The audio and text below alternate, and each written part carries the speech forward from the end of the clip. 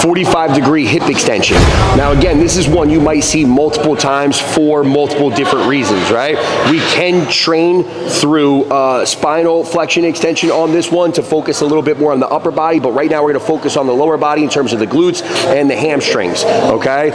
So what we wanna do to really bias one or the other is where are we getting the most stability, right? If we're trying to focus on the back, we're gonna bring these pads way up, and it's probably gonna go over our hips a little bit in terms of that, the padding and where it sits on our body, and that's gonna give us more stability to go through that spinal flexion extension that we were talking about. But again, being that today we're trying to hit the glutes and the hamstrings, we're gonna go ahead, and if you step off of this, I'm gonna lower this down for her because we want it to be not exceeding the hip, right? If it's exceeding the hip or it's into the hip, it's just gonna get into our range of motion that we're trying to create here, so we don't want to be blocked up by the pad, so to speak.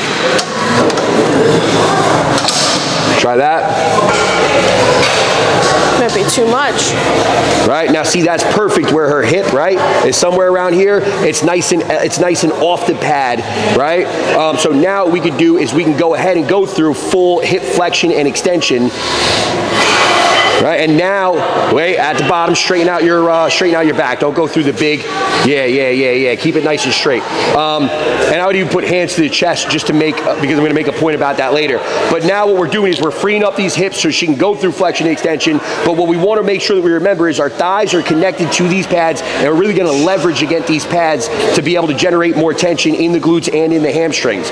So now as we're down here, all we need to do is make sure that we're rotating at the hip specifically. So go ahead, come down, we have our hip. See, don't flex your back. Now we're there, don't flex your back, extend a little bit. Boom, and now come back up through those hips. You're flexing your back hard. What? And we wanna make sure that we keep that spine nice and tight there, and it's just at the hip that we're coming down. So now we got that hip flexed, and now boom. And let's even make sure that as we get down, the one thing we wanna think about, stay there for a second, is drive those thighs into the pad. Now clench your butt cheeks down. Drive those into the pad before you come up. Think clenching your butt cheeks together. Boom. And now we're driving through that lower body only to there. That's all we need as far as hip flexion extension. The biggest issue that we see with this is two things. She's doing one of them right now, but now come up. Nope. Boom. Chest up. Yeah, back straight, but now come all the way up like some people do. Some people will come all the way up here, right? Wow, that was pretty crazy. Go through that motion and do it just like that, where somebody would be going hyperextending at the back. Boom. And that's what everybody does with this machine. They see hyperextension, right? 45-degree hyperextension, that's what they're thinking, right? Go ahead, do another one. Do a couple reps there. Wait, I'm so confused. Bad reps, bad reps. Oh, bad? Yeah, hyperextending.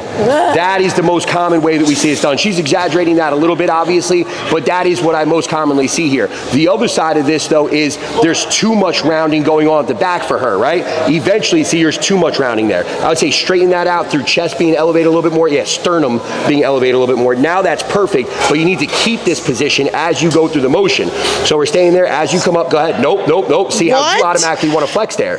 You want to keep that straight so that we can get through that hip extension and in time start to bear some load there. So what we would be doing to bear the load here is making sure that we keep our arms straight out in front of us, and then we can grab dumbbells, we can grab weights. The last thing you want to do is start to put a weight here, because what that's going to do is it's going to make you come forward again, right? We don't want to be in that flexed position as far as the spine is concerned. We want to make sure that that spine is nice and neutral. So usually holding a weight out in front of us helps us to a certain degree there, versus if we're holding that weight closer to the body. Secondarily, as far as that weight is concerned, there's only so much load you're going to be able to hold here, right?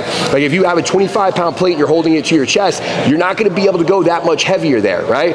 Versus if we're holding something out in front of us, we can get a couple dumbbells, and maybe each one of those dumbbells is 45, 50 pounds. Now we're doubling our load just based off of the way that we're positioned and holding it here. So again, couple of things to think about. First things first is make sure that the hip is freed up to be able to go through a full flexion and extension, right, or full range of motion. Then make sure that we are using the point of contact we have here with the thighs on the pad, right, getting good contractions out of both the hamstrings and the glutes on this one. And then we're not flexing too much at the spine, right? We're not extending at the spine on the way back, and we're keeping a very slow and controlled motion. This is one of those ones that can be very underrated, right, but it's very efficient to be able to improve your overall posterior chain.